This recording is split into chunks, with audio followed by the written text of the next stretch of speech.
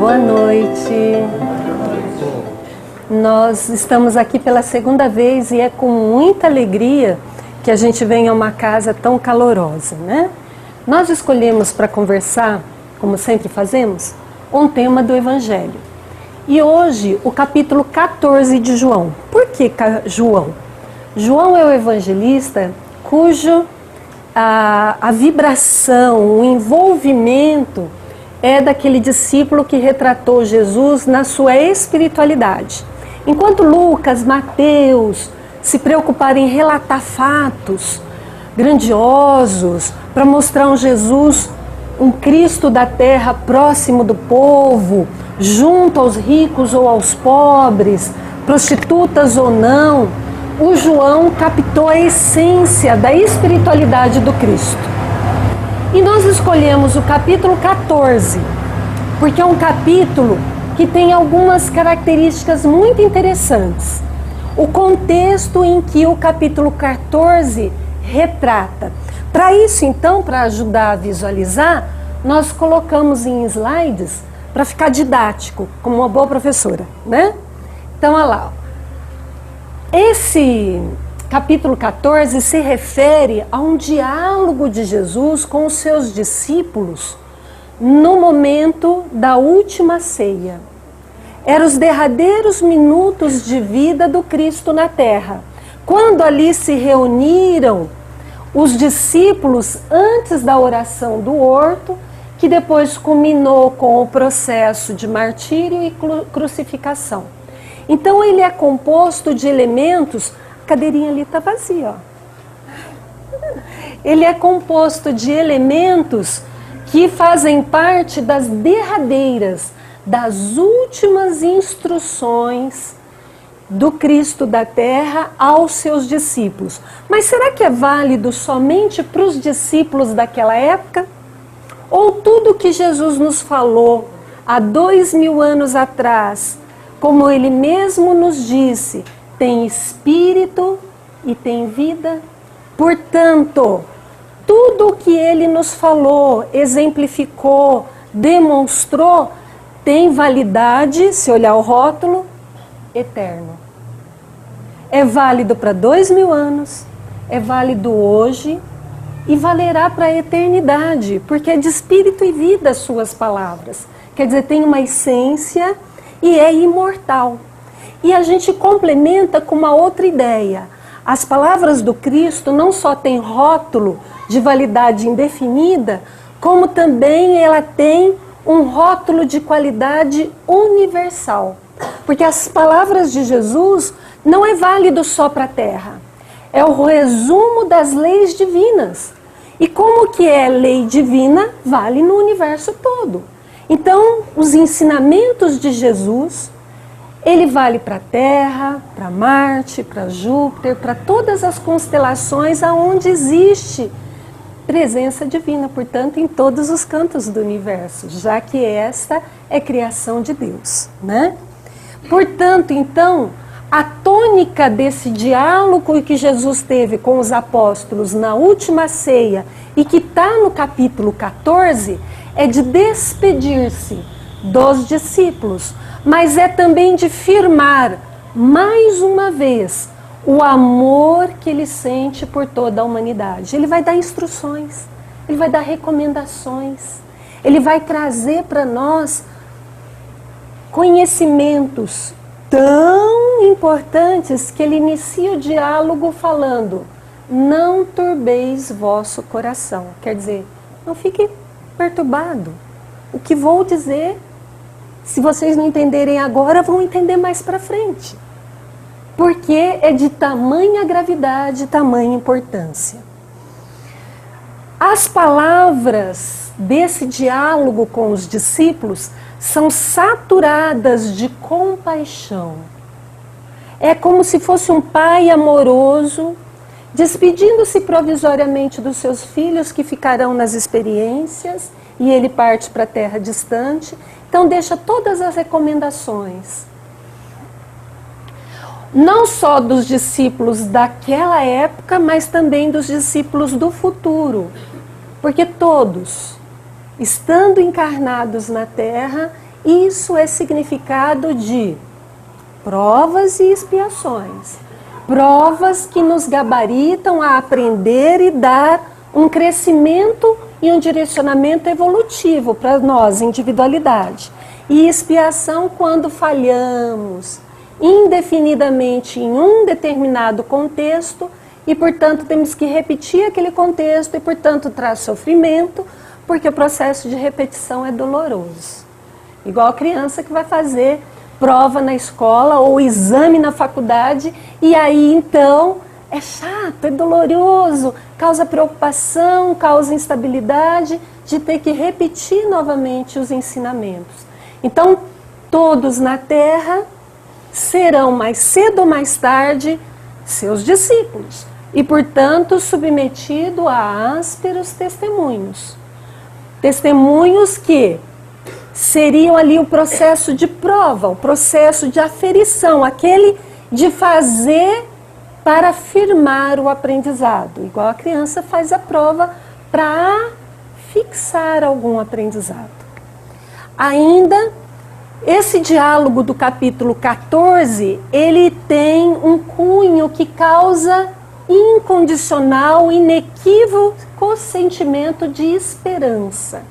Porque aí nesse capítulo que Jesus vai prometer, olha, eu vou preparar para vocês um lugar. Eu vou, mas vou mandar o Consolador prometido para vocês que estará junto com vocês até a eternidade. Então é um capítulo que traz para nós um sentimento de esperança, para que mantenhamos a fé e a assistência no Criador, através do Messias que veio dar essa notícia do Criador. Tá?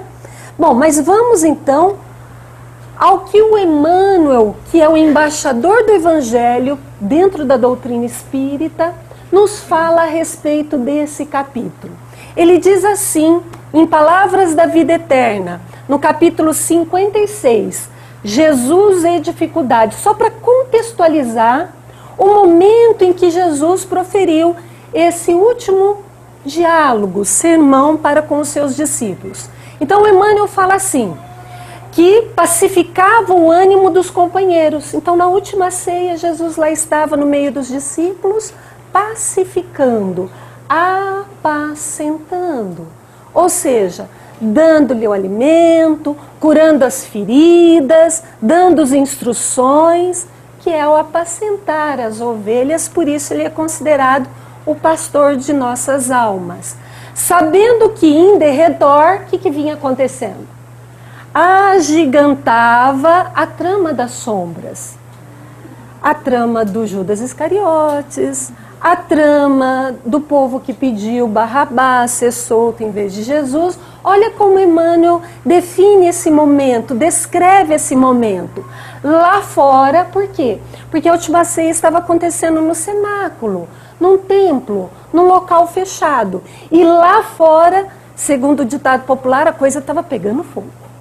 Então lá fora, Judas era atraído, Judas Iscariotes, era atraído aos conchavos da deserção. Era ali enganado, requintadamente, pelos membros do Sinédrio, pelos sacerdotes, que fizeram a seguinte barganha com ele: você nos entrega o Cristo, Jesus, e nós faremos a seguinte combinação: nós prenderemos ele.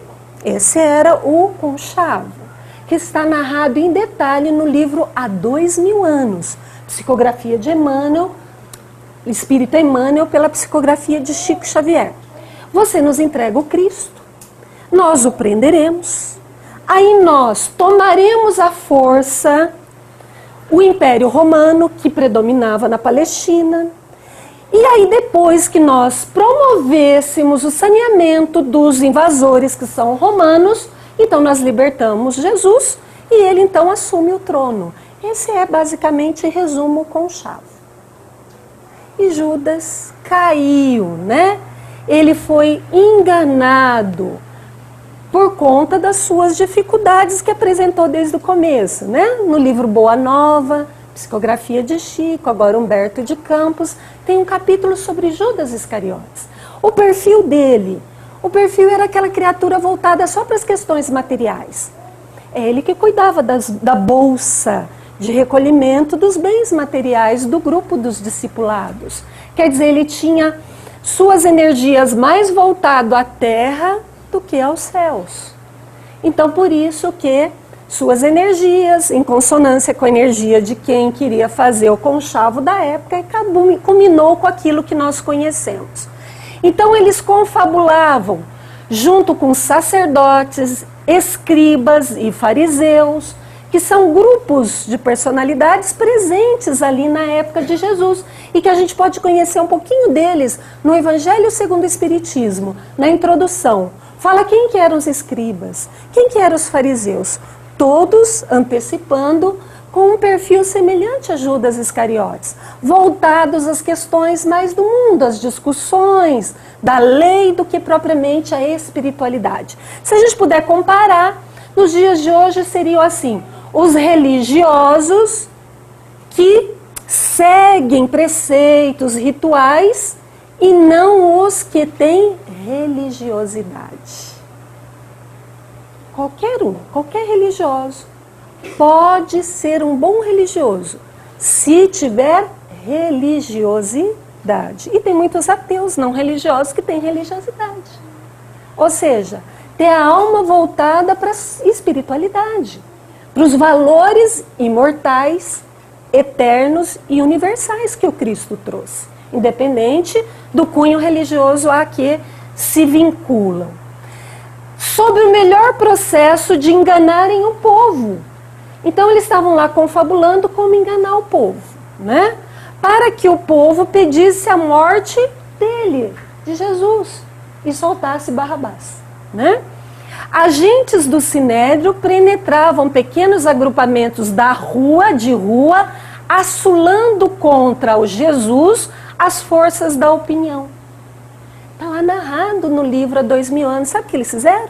Entraram no meio da multidão, e isso é um estudo, uma reflexão muito profunda. As multidões ainda no planeta Terra não estão seguindo preceitos de espiritualidade. Onde tem multidão, fique atento. Nas multidões, então, escribas, sacerdotes, fariseus entraram e, segundo o livro há 2000 anos, distribuíram dinheiro. Para que na hora da eleição se soltasse Barrabás ou pedisse a soltura de Jesus para que eles optassem por soltar Barrabás. Estão vendo o conchavo, as intrigas? Será que essas intrigas acontecem no dia de hoje? Então será que está muito distante o ensino de Jesus? É atual. Como é que Jesus agiu? Mas peraí que as intrigas ainda não acabaram, ó. As forças da opinião, aqui. Perseguidores desencarnados excitavam o cérebro dos guardas, que o deteriam no cárcere. E quantos lhe seguiam a atividade, incitando ódio gratuito, antecipando-lhe o suplício. Veja que os conchavos não são apenas no mundo físico dos encarnados. Os desencarnados também. Por isso que Jesus nos prescreveu, como medicação e profilaxia para os males, vigiai e orai. Atenção, porque nossa vibração, seja ela qual for, em qualquer direcionamento que dermos, nós não estaremos sozinhos. Ou juntaremos encarnados, ou se fisicamente estivermos sozinhos, juntaremos os desencarnados. Então vigiemos o que pensamos, o que sentimos, o que fazemos. Porque nem o Cristo ficou indene dessa intriga até do plano espiritual. Que ali suscitavam, assolavam os guardas. Para agirem com refinamento de sagacidade, o suplício que a Cristo estaria sujeito. Mas como é que Jesus, sabendo de tudo isso, como é que ele agiu? Como é que estava o ânimo de Jesus? Aí vem o ensinamento para nós, nos momentos das dificuldades. Quando parece tudo cair, parece que o mundo conspira contra você. O que aconteceu? Jesus atento, não desconhecia a conspiração das trevas. E no dia de hoje ninguém também age por ignorância. Porque nós temos, segundo o livro dos Espíritos, Deus dentro de nós, na consciência. Então sabemos quando estamos agindo indevidamente. Não podemos mais alegar ignorância. Nós já temos noção do bem e do mal. Já temos, todo mundo tem. O grande desafio agora é separar o que é melhor do que é o menos bom. Agora vai. Precisamos aumentar o nível de discernimento. E Jesus tinha essa percussiência, nos ensinando a ter também observação, atenção, saber o que está acontecendo à volta pela observação, pelo sossegamento de si próprio para poder melhor visualizar o que está à volta. A pessoa, se Jesus estivesse lá agitado, ansioso, nervoso, preocupado, excessivamente, teria condições de observar. Então ele está nos ensinando.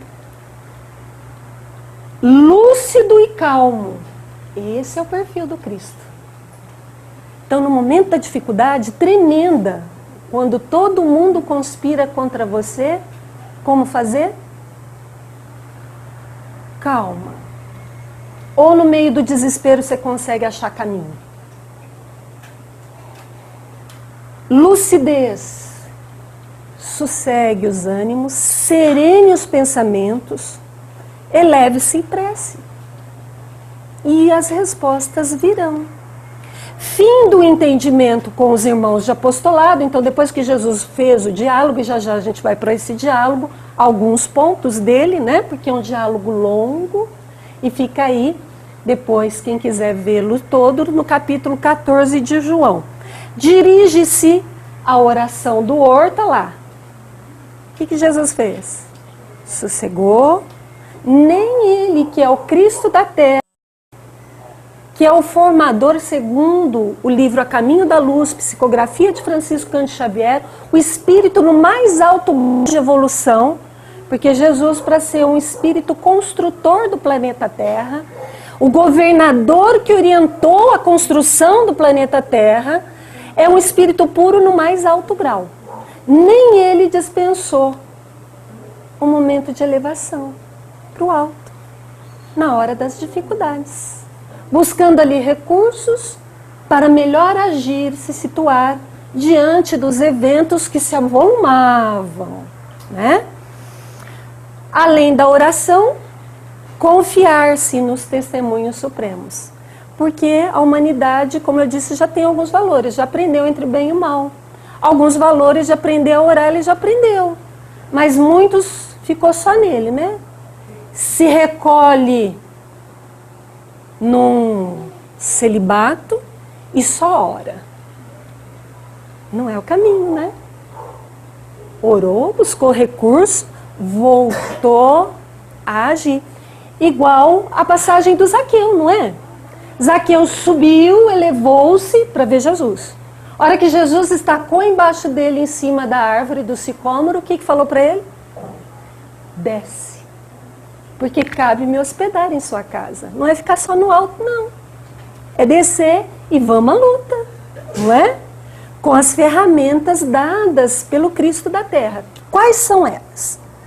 O diálogo rapidinho, tá? Para a gente se situar e poder fazer mais alguns comentários, aproveitando os minutinhos finais. Então, em João capítulo 14, versículo 1 a 6. Não se turbe o vosso coração. Quando Jesus assim se manifesta, é porque algo de importante vai ser dito. Credes em Deus, crede também em mim, que sou o enviado. Na casa de meu pai há muitas moradas. Se não fosse assim, eu vou-lo teria dito. Vou preparar-vos lugar. Olha que instrução. Hoje até que fica fácil da gente entender alguma coisa disso, né? Muitas moradas na casa de meu pai, já já a gente discute. Mas nós sabemos ser possível, mediante a sobrevivência da alma. Mas 2000 anos atrás, eles não entendiam muito bem. Tanto é que os discípulos até compreendiam, mas a grande multidão que eu falava, que não tem discernimento, né? Passou desapercebido. Por isso que a mensagem está aqui, atualíssima, 2000 anos depois. Tem gente descobrindo o que é isso. E já já a gente comenta um pouquinho. E se eu for para esses outros mundos, porque eu vou. Ele estava preparando, ó, eu vou. Vou preparar lugar, ó, esperança, confortando o coração. Eu vou, mas vou preparar. Virei outra vez, por isso que tem religião esperando que o Cristo reencarne de novo, e a gente sabe que não vai ser bem assim. Porque o que ele nos ensinou ainda não está aprendido. Então ele não vai vir para todo mundo uma vez só, mas ele vem individualmente para cada um, à medida que cada um queira se encontrar com ele. Aí sim, ele vem, né? Vos tomarei para mim mesmo, para que onde eu estiver, estiver vós também. Para onde que é nosso destino de alma imortal? É junto do Cristo. Livro dos Espíritos. Qual é a única fatalidade que existe na Terra? Perfeição. Vós será perfeito, eu serei perfeito.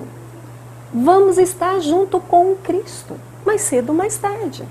Alguns vão mais cedo, pela disponibilidade, pelo querer fazer o bem, pelo querer seguir os ensinos, o caminho que ele deixou. Vai mais rápido. Outros ficam retardatários, como nós, né? Para onde eu vou, vós conheceis o caminho. Claro que eu conheço. Fiquei 3 anos junto de vocês, orientando, ensinando. Vocês já sabem o caminho. E por que a gente não vai? Por que a gente teima em não querer segui-lo? Fala mais alto em nós o eu material, o querer, o desejar, a ilusão, do que o ser espiritual, que todos somos. Basta adesão, basta caminhar nesse sentido, caminhar nesse caminho. Ele já falava, né? Eu sou o caminho, a verdade e a vida. Em resposta a Tomé, porque Tomé perguntou, eu não sei o caminho não, Senhor. Aí ele fala, eu sou o caminho, a verdade e a vida. Ninguém vem ao Pai senão por mim. Nós vamos comentar um pouquinho mais detalhe. Aqui é só para situar na mensagem de João. Depois a gente vai pular um pouquinho para o capítulo 15. Se me amardes, guardareis os meus mandamentos. Olha lá a recomendação. O caminho é por mim. Como é que você vai por esse caminho até chegar até mim? Sentimento, guardar, mas não é guardar na gaveta não. É guardar no coração, é guardar na razão, para operacionalizar, para fazer. Não é que nem óculos de quem tem meio grau que fica na gaveta. A gaveta que precisa enxergar, né? Não. As recomendações, as orientações, os exemplos é para que façamos.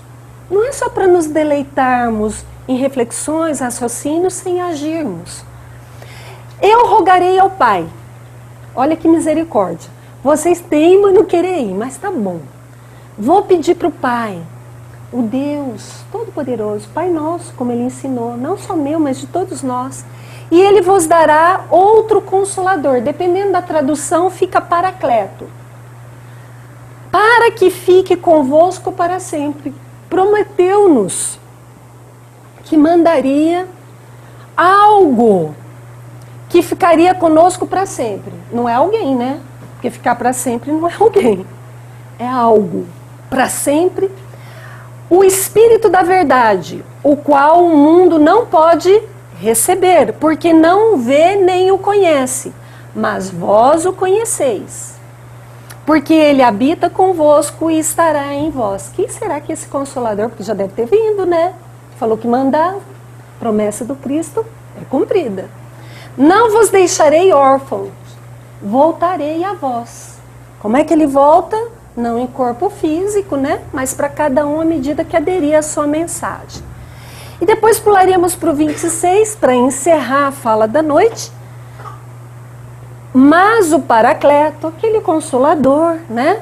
Ou seja, o Espírito Santo a quem o Pai enviará em meu nome, esse vos ensinará todas as coisas. Já vai pensando aí.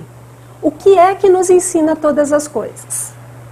E vos fará lembrar de tudo quanto eu vos tenho dito. O que é que existe hoje na atualidade na Terra que lembra tudo que Jesus falou em espírito e vida, na qual a gente está tentando aqui debulhar, né? Deixo-vos a paz. A minha paz vos dou, e não vou lá dou como o mundo a dá. Opa, tem dois tipos de paz? Deixo a minha paz, paz do Cristo, mas não dou como o mundo a dá. Então tem paz do mundo e tem paz do Cristo? Vamos fazer essa diferenciação. Não se turbe o vosso coração, nem se atormente. Ele repete. Quando Jesus repete uma instrução é porque é importante. Ó, não preocupa não, serene, mas preste atenção, né? Porque é importante. Como é que nós vamos extrair o espírito, a vida presente nessa fala de Jesus? Nós vamos usar uma técnica que os mineiros chamam de evangelho miudinho, que é essa pessoa e um grupo lá em Belo Horizonte que fizeram. E a Federação Espírita Brasileira adotou. A federação hoje lançou o NEP, Núcleo de Estudos e Pesquisa do Evangelho, que estuda essa técnica de estudar o Evangelho. No que ela se baseia? Ensinamentos que o próprio Jesus ensinou. Lembra da parábola da semente?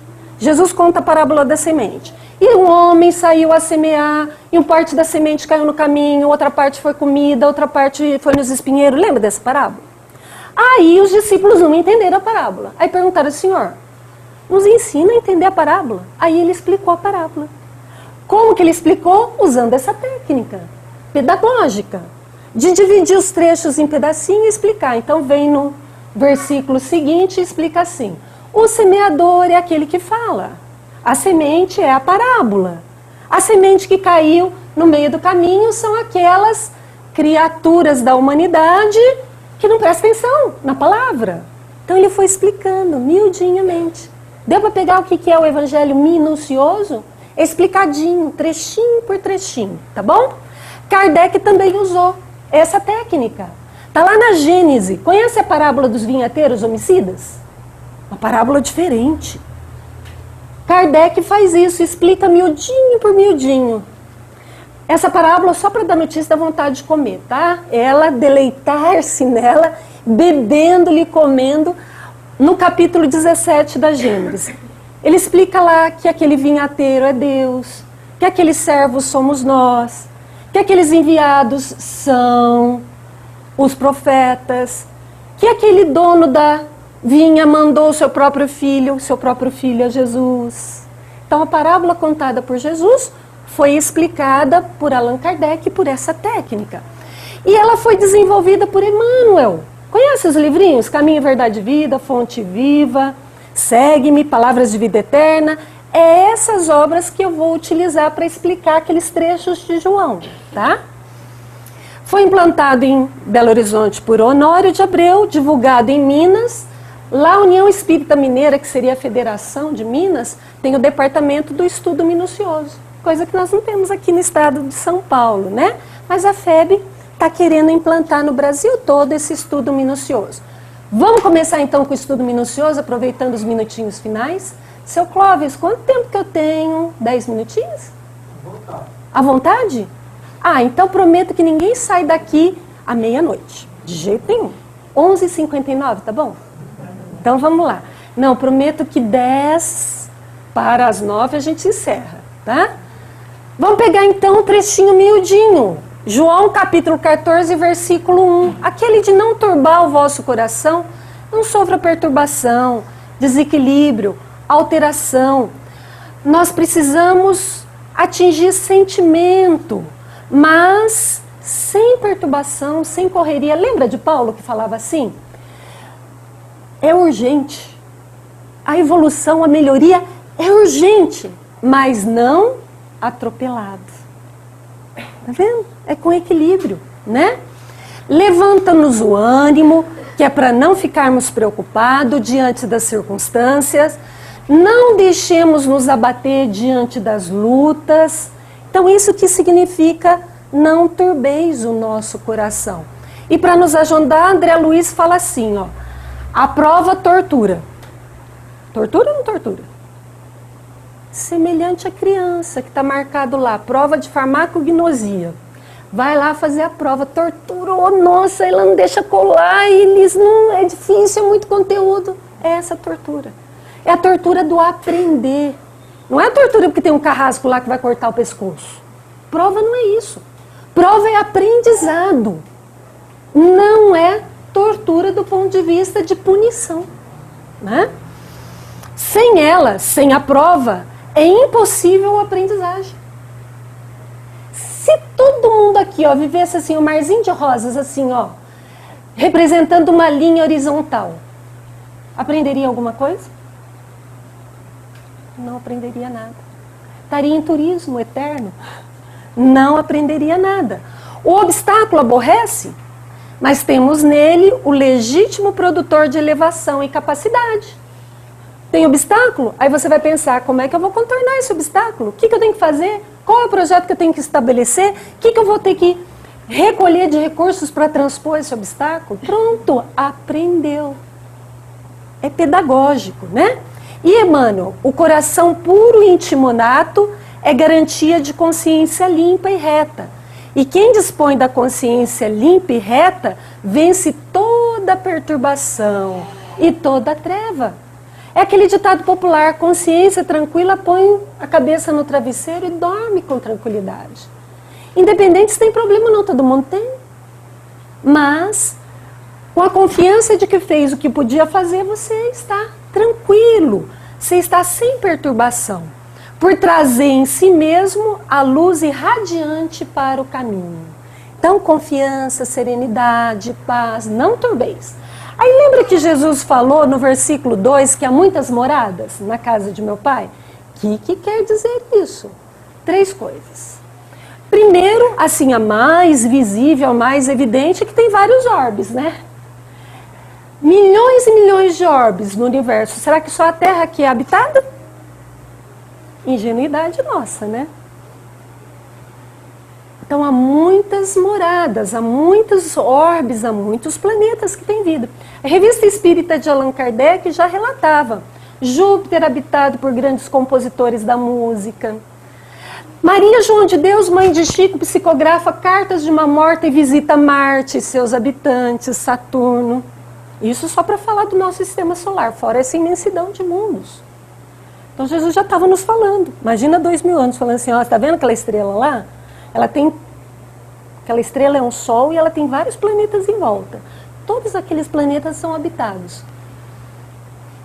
Então precisaria vir um consolador, um paracleto para ensinar isso direitinho para a gente, né? Quem que é o consolador? Vamos pensando. Mas também significa as diversas regiões, mesmo fora da Terra, mesmo fora de mundos encarnados. Vamos dar exemplo? Quem assistiu o filme Nosso Lar? Olha que beleza. Já vi que tem ali também, tá? Pode pegar emprestado. Ali retrata uma moradia no plano espiritual. Não é moradia física, de matéria densa, mas é matéria sutil. Quem assistiu E a Vida Continua? Retrata outra colônia espiritual. Quem assistiu Nosso Lar e a Vida Continua sabe que existem moradores de colônias espirituais que não são tão felizes também, né? É o que nós chamamos de umbral, de trevas. Quer dizer, não é mundo físico. É regiões espirituais, onde se agregam aqueles que vibram na mesma sintonia. Então há vários mundos, não há? Mas será que é só isso também? Olha como que a doutrina espírita vai lucidando para nós. Nós estamos aqui, possivelmente, eu vou chutar, desculpa se eu errar, 60, 80 pessoas. Estão todos vibrando na mesma faixa? Será que não tem alguém aqui que o pensamentozinho está escapando, está lá em casa, o menino está lá, o marido chegou, a janta não está pronta, eu tenho que preparar para amanhã? Enquanto que tem outros aqui que estão assim, encantados com Jesus, com os ensinos. Estão vibrando em sintonia com o alto. Não são mundos diferentes? Vibracionais? Então há muitas moradas na casa de meu pai. Mundo espiritual e mundo vibracional, né? Diferentes faixas. No versículo 3, Jesus fala assim: E se eu for e preparar um lugar para vós, venho novamente e vos tomarei para mim mesmo, a fim de que onde eu estiver, vós estejais também. O que ele quer dizer com preparar um lugar? Revela o amor de Jesus, a diligência, o carinho, o cuidado para com nós da humanidade da terra. Ele é o pastor, nós somos as ovelhas. Ele apacenta, ele cuida, ele educa, ele cura. A assistência dele continua, mesmo ele partindo. Então ele está sossegando o coração dos discípulos, que nem imagina o que vai acontecer daqui a pouquinho com ele. Mas ele está sossegando, afiançando que vai estar junto de nós sempre. E o que quer dizer venho novamente? Agora ele vai vir fazer morada dentro de nós. Então não vai reencarnar. Ele vai encarnar em nós. No seguinte sentido, viu, gente? Não é tomar nosso corpo físico, não. Mas é quando a gente agir em consonância com o que ele nos ensinou. Aí nós vamos poder dizer, igual ele disse, eu e o Pai somos um. Quando fizermos de acordo com o que ele fez, ensinou, aí nós vamos poder dizer, nós e o Cristo somos um. Aí ele vai morar dentro de nós. Dá para entender? Aí é mais coerente. Porque cada um pode dar o braço para Jesus a qualquer momento. Não fica dependendo dos outros, da humanidade resolver, ir para frente, crescer. Qualquer um pode. Agora. Um depende do outro, né? E o que ele quis dizer em vos tomarei para mim mesmo? Quando a gente for espíritozinho redimido, não precisar mais encarnar, é claro que nós vamos morar com ele, né? Agora não se iludam. Ele diz assim, o Pai trabalha até hoje. Então tá, depois que eu me tornar espírito redimido, eu vou ficar lá do ladinho dele, paradinho, sem fazer nada. Vou ajudar os que estão na retaguarda. Porque não é isso que ele fez. Espírito puro. Abdicou das altas esferas de vivência vibracional para vir nos ensinar. Em pessoa. Encarnou. É assim, gente. Há uma lei divina que é o maior cuida do menor. É lei. Então, se você sabe um pouco mais, se você tem sentimento um pouco mais, é para cuidar dos que estão na retaguarda. Não é para enterrar esse tesouro como das parábolas dos talentos. É para pôr ele em ação, tá? Onde eu estiver, vós estejais também. Nós vamos receber nossa herança divina. Porque só Jesus que tem direito à herança do Pai? Todos nós. Aí, onde Jesus está, na condição de Espírito redimido, nós também estaremos. E recebendo a parte que nos cabe na herança divina, de paz, de felicidade, né? No versículo seguinte, ele fala, até Tadeu vai perguntar, mas quem é o caminho? Onde está o caminho? Sabeis o caminho onde vou. O que é caminho? Rota, estrada, que leva a um alvo, um objetivo a alcançar. Escolhemos essa imagem porque ela mostra que o caminho é o quê? Ficar em casa? Sem ajudar, pode até estar em casa, mas sem olhar para o nosso filho, sem ter olhos de ver a esposa, o marido, as suas necessidades, auxiliá-los, pelo menos motivá-los, o que aconteceu hoje, como que você está? Esse é o caminho, essa é a rota, é dos maiores ajudando os menores, é lei. Tomé, não entendendo essa história de caminho, pergunta para ele, Senhor, não sabemos para onde vais. Podemos saber o caminho que o Senhor está falando? Aí Jesus responde, eu sou o caminho, a verdade e a vida. Ninguém vem ao Pai senão por mim. Então o caminho é, tirando de Emmanuel, né? O que é caminho? O caminho da salvação, é por ele, para chegar até o Pai, né? O que é a verdade? Vinha de luz Emmanuel. Conhecendo Jesus, começa a observar a experiência sobre outros prismas. Então, o que é verdade? Observar as coisas sobre outros prismas. Elege mais alto padrão de luta, isso é verdade.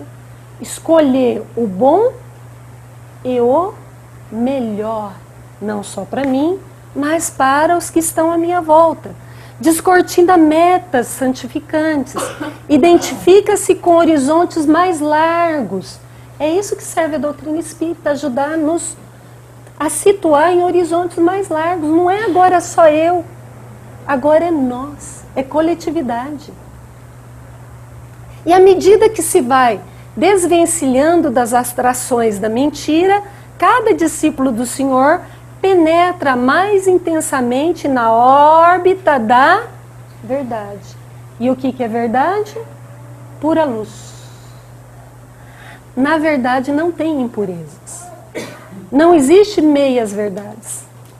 A meia verdade é algo que inventaram para esconder uma coisa que não é verdade.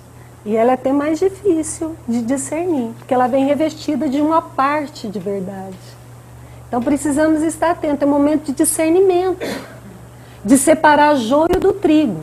E ele ainda fala que além de ser o caminho da salvação, que nos ensino deles tem pura luz e que a gente vai aderindo à medida que a gente vai cansando-se da mentira, ele também fala que é vida. E o que é vida? Segundo Emmanuel, não é a existência terrestre, não é essa vida biológica, respirar, não é. Repleta de vicissitudes sem conta. O que é a vida então? Glorificação do amor, da atividade, da luz. Nós que não temos ainda o amor incondicional, a luz incondicional, então a gente fica aqui, ó. Então vamos fazer alguma coisa. Atividade. Fazer o bem, não importa quem, para o mais próximo. E o próximo pode ser familiar, companheiro de trabalho, comunidade, vizinho. É aquele que aparece naquele momento, naquele instante da nossa vida. Se me amardes, observareis os meus mandamentos. Vamos recorrer de novo a Emmanuel Chico. Para usufruir a intimidade com Jesus. Quem quer viver com Jesus? Mesma faixa vibratória. Senti-lo no coração. É imprescindível amá-lo compartilhando-lhe a obra. Não adianta então se fechar no convento e amar só de adoração. Tem que ser que nem Zaqueu, descer e fazer. Aceitar a tutela de Jesus é marchar em companhia dele. É aprender sempre a servir diariamente. Observe. Não precisa ir lá na Etiópia para ajudar. Às vezes tem carente de alimento espiritual do nosso lado. Uma conversa, de um sorriso, de um ombro amigo, né? Renovação incessante. Como Santo Agostinho falou no Evangelho, deita-se, e é a receitinha que ele se utilizou para elevar, para se tornar espírito redimido, para estar com Jesus. Ao deitar-se, antes disso, fazia uma reflexão, o que eu posso melhorar amanhã, que não foi bom hoje? É a receita dele, renovação incessante, trabalho construtivo, e em todos os momentos da vida, na jornada rumo ao conhecimento, à experiência, à elevação, é isso que nos vai gabaritando. É ir para a escola, é vivenciar as experiências, é isso que vai nos gabaritando a vivê-la. Para a gente encerrar, porque eu prometi que parava às 10:50, descobriram o que é o Paracleto, o Consolador prometido, que Jesus prometeu, que ficaria conosco, lembrando o que ele falou, explicando outras tantas coisas que ele não podia falar. Tem diquinha ali, na fotografia. O que é esse Paracleto? Que tem Espírito Santo, que é sinônimo de vários espíritos, que em sintonia com Jesus fazem a obra dele aqui na Terra, no plano mais chão a chão nosso. A pleiade de bons espíritos, que é chamado de Espírito Santo. O que é o Consolador? Vou dar umas diquinhas. Quem leu o Evangelho segundo o Espiritismo, começa assim. Uma mensagem assinada, Espírito da Verdade. Aí lá no meio tem Santo Agostinho, Laminais, uma rainha. Tem um monte de mensagem, um grupo, uma legião de bons espíritos, relembrando o que o Cristo falou. Aí, Livro dos Espíritos. 1000 e tantas perguntas, que é aquelas que a gente tem, com certeza, uma ou outra, pelo menos, e as respostas dessa pergunta, dada pelo método de universalidade, ou seja, veio de vários espíritos, que Kardec compilou, organizou, extraiu a essência e colocou ali para nos tirar as dúvidas. O Consolador Prometido, então, que estaria conosco até os fins do tempo, é esse conjunto de verdades que a doutrina espírita materializou. Então, a doutrina espírita é o Consolador Prometido.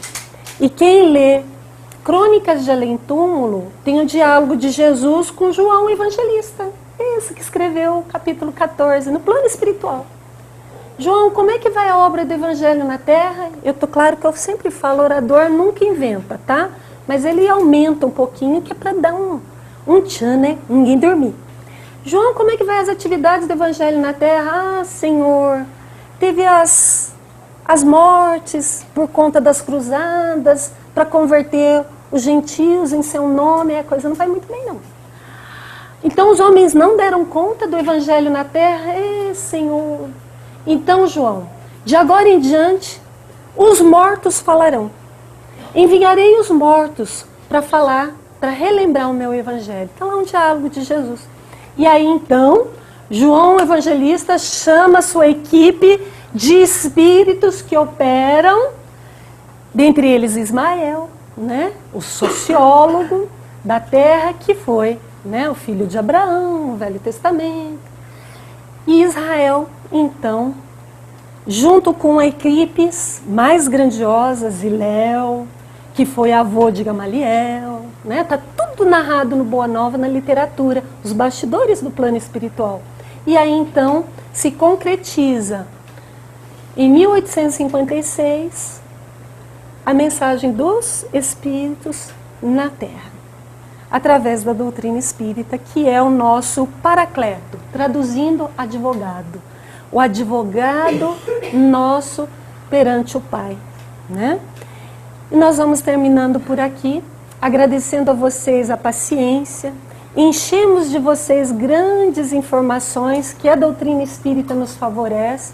Esperamos ter motivado a estudar essa adorável doutrina espírita que nos traz verdades para nossas reflexões, para mudar nossas ações, porque é esse o objetivo, né?